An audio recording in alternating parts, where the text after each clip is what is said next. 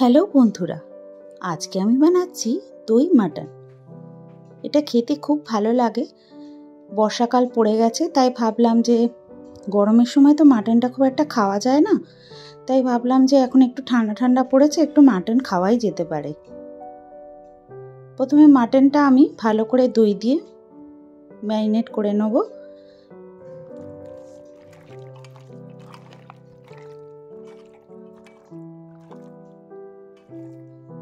এই দেখো, এখানে আলুও কেটে রেখেছি।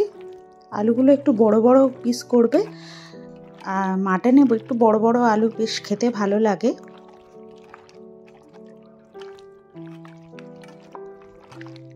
মিষ্টির দোকানের দইটা খুব ঘন হয়, খুব ভালো খেতেও হয়, আর রান্নাগুলোও খুব ভালো হয়। আমার প্যাকেটের দইয়ের থেকে মিষ্টির দোকানের দই, টক দইটা বিশেষ করে বেশি ভালো লাগে।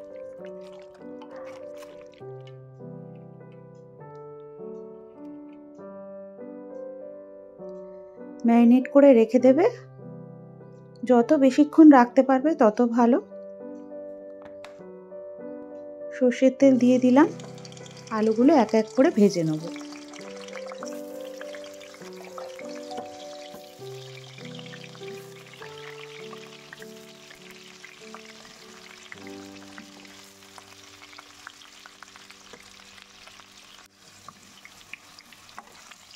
বাঙালি মাটন রান্নায় বড় বড় আলু না দিলে আবার ঠিক পোষায় না, তো মাটন হলেই আলু দিতেই হবে তার সাথে।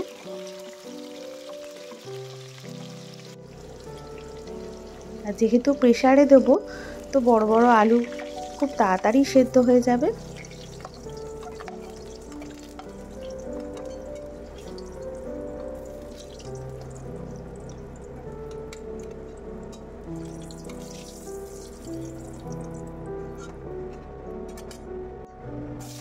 ভালো করে পেঁয়াজগুলো ভেজে নেব।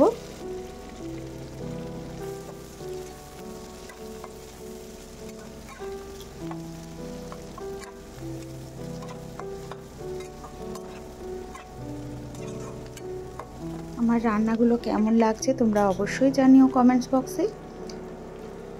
টমেটো দিয়ে দিলাম। আর আমার রান্নাগুলো যদি ভালো লাগে অবশ্যই লাইক, শেয়ার আর সাবস্ক্রাইব করো। আদা বাটা, রসুন বাটা দিলাম।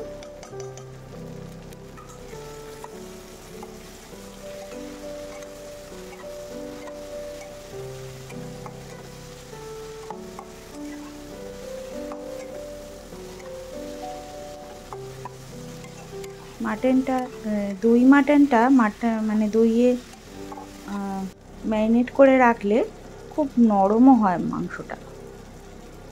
শাহি গরম মশলার গুঁড়ো দিলাম।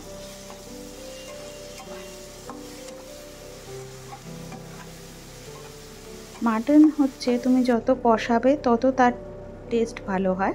এটা আমার মার কাছ থেকে শেখা।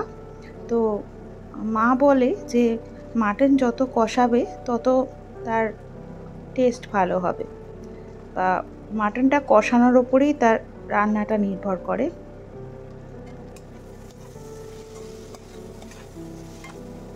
হলুদ, লঙ্কা গুঁড়ো, জিরে গুঁড়ো সব দিয়ে দিলাম।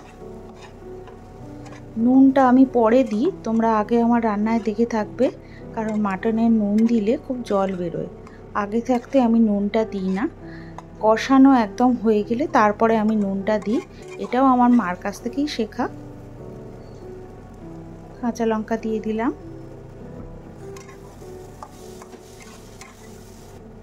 এখন বর্ষাকালে সব জিনিসেরই দাম বেড়ে গেছে, সবজি পাতি সব কিছুরই।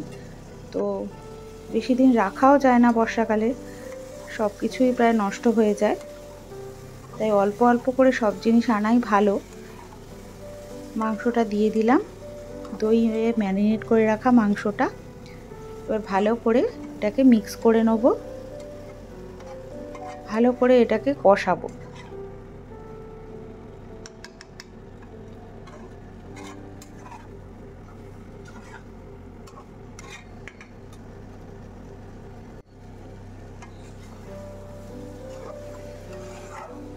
এরমভাবে কষাতে কষাতে যখন দেখবে তেল বেরিয়ে এসছে, তখন কিন্তু নুনটা দেবে।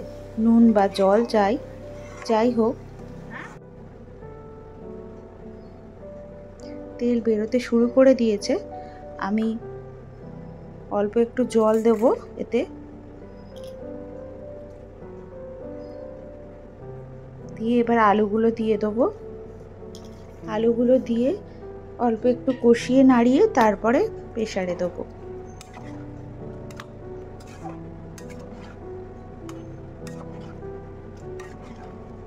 আলুটা যদি আমি মাংসের সাথে কষাতাম তাহলে হয়তো বেশি সেদ্ধ হয়ে প্রেসারে দিলে বেশি ভেঙে যেত।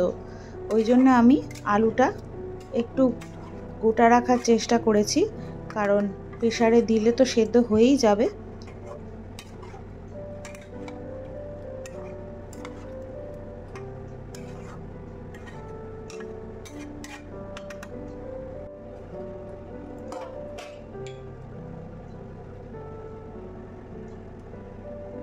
নুন দিলাম। এতদিন ছেলের পরীক্ষা চলছিল, ওই জন্য আমি কোনো রেসিপি দিতে পারিনি, কিন্তু এবারে প্রায় দেওয়ার চেষ্টা করব। চিনি দিলাম। চিনিটা তোমরা যারা অল্প খাও বা চিনি তরকারিতে খাও না তারা নাও দিতে পারো, এটা দিতেই হবে তার কোনো মানে নেই। সবার নিজের নিজের টেস্টের ওপর নির্ভর করে চিনিটা। চিনি ঝাল সবই নিজের টেস্টের ওপর নির্ভর করে, সেটা তোমরা আন্দাজ মতো দেবে।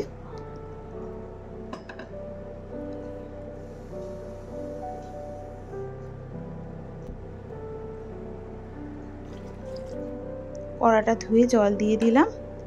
এবার আরেকটু জল দেবো, কারণ আমাদের বাড়ির সবাই মাংসের ঝোলটাই খুব পছন্দ করে। জলটাও তোমরা পরিমাণ মতো দিতে পারো। ধনেপাতা কুচিয়ে দিয়ে দিয়েছি।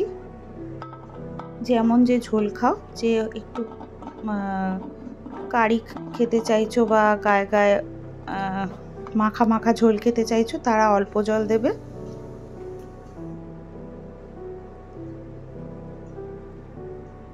ব্যাস, বসিয়ে দিলাম।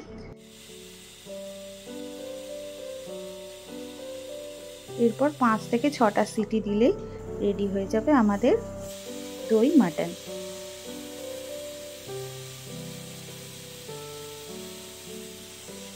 তোমরাও করে দেখো, আমার মনে হয় তোমাদের অবশ্যই ভালো লাগবে। ব্যাস হয়ে গেছে, দেখো কি সুন্দর কালারটা এসছে, আর খুব ভালো খেতে হয়।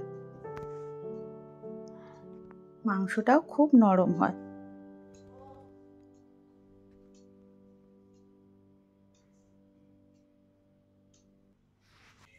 গরম গরম ভাতের সাথে সানডে একেবারে জমে যাবে। ভালো খাও, সুস্থ থাকো।